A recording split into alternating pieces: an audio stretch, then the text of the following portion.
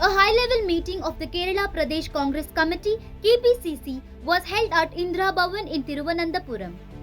The meeting was attended by AICC General Secretaries KC Venugopal, Sachin Pilot, Masoor Ali Khan, AICC Secretary and in charge for Kerala and Lakshadweep, Shafi Parambil, MP, KJ George, Karnataka Minister, Sunny Joseph, KPCC President, Kanhaiya Kumar and other senior leaders were also present in the meeting. According to party sources, the discussions focused on preparations for the upcoming Kerala Assembly elections. Leaders reviewed organisational strength, booth-level planning and strategies to strengthen the party ahead of the polls. The presence of senior national leaders underlined the Congress party's focus on Kerala and its efforts to fine-tune election strategy well in advance. The meeting signals the party's intent to step up coordination between the national leadership and the state unit as election preparations gain momentum.